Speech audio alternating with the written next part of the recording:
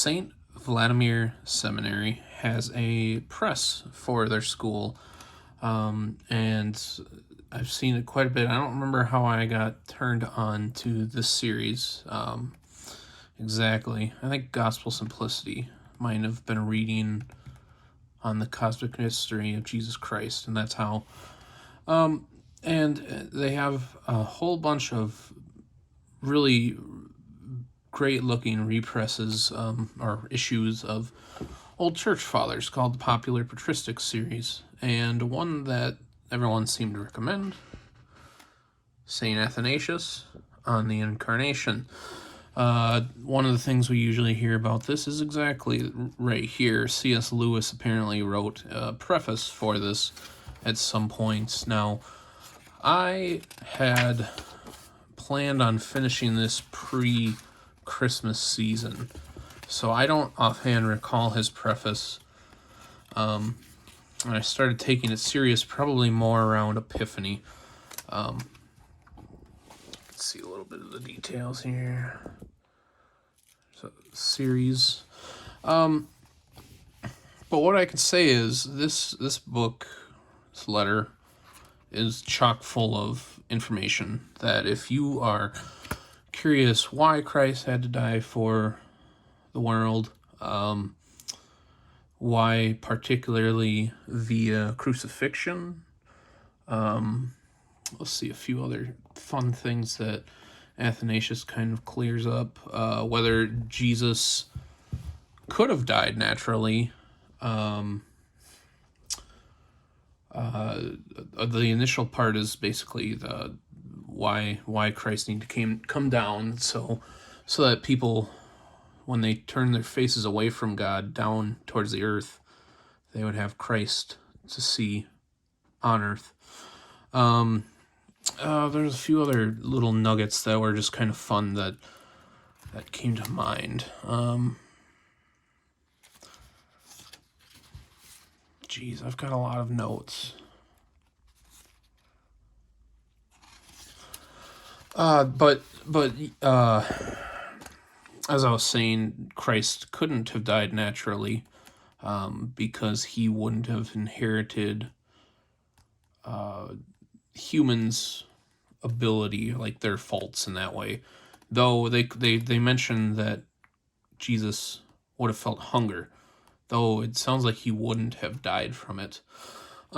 If you are interested in this, it is a great thing to read. I've mentioned I grew up, not very faithful, and I never really thought about why Jesus needed to come, besides everyone saying to save us from our sins because of the fall.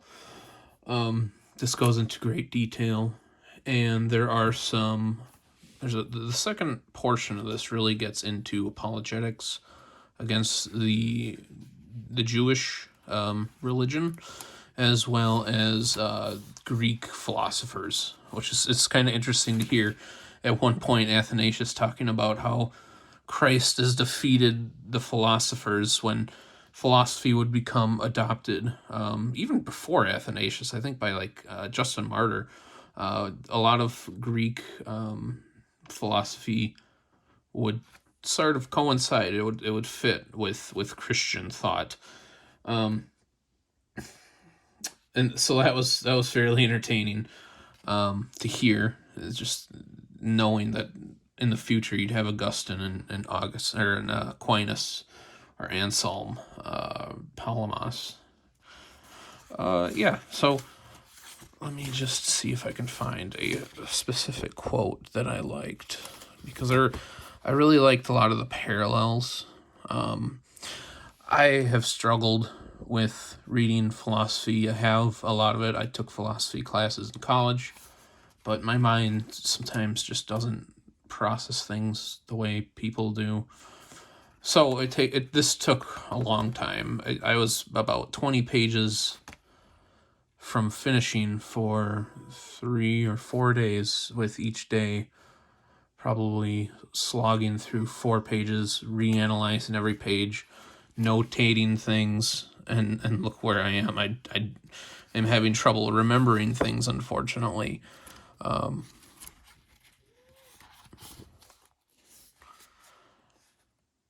So I'll just read a little part here. So the human being, henceforth closed in on every side and seen everywhere that is in heaven, in hell, in the human being, the divinity of the Word unfolded over the earth, is no longer deceived concerning God, but reveres him alone, and through him rightly knows the Father. This is a part of the book where they're trying to explain why Jesus needed to incarnate to the Greeks, why in Athanasius's and the Christian religion that isn't a philosophical problem, saying since if the word, I'm not sure what the word in Greek philosophy would be, some sort of just basically placer for God's actions maybe through the world. I don't know.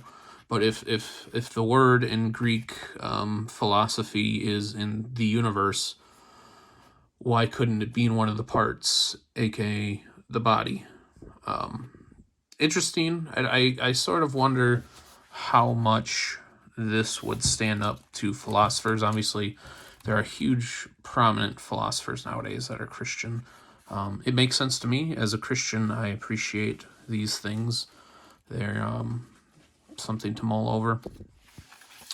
More interesting, and I know quite a bit about the prophecies we have in the Old Testament regarding Christ,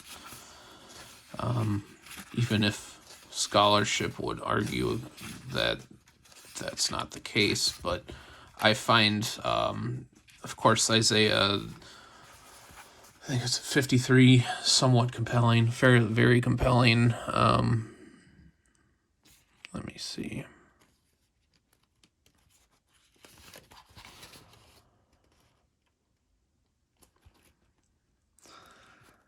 Yeah, there's a lot in here.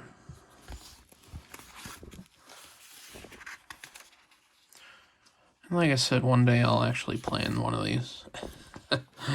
I think, yeah, Isaiah 53. A man in affliction and knowing how to bear sorrows because his face was turned away. He was despised and esteemed not. He bears our sins and suffers for our sake. We considered him to be in distress and affliction and suffering. He was wounded for our sins and bruised for our iniquities. The chastisement of our peace is upon him. By his bruise we have been healed. If we're talking about a singular man, it's very fitting, I gotta say. When I wasn't so much into the faith, that line would kind of give me a little bit of trouble. I know that there's other explanations that the Jews try to give on that, but yeah, that one stuck with me. But this is a great little book. The only thing being, this is probably about $15 to $25. They mentioned 44B, 44A. If you can speak Koine Greek or whatever Greek St. Athanasius used, you can get it so that the Greek is on the left and the English is on the right, so you can see the translation that was given and used. Yeah, that's my little 10-cent review for you. Have a good night. God bless.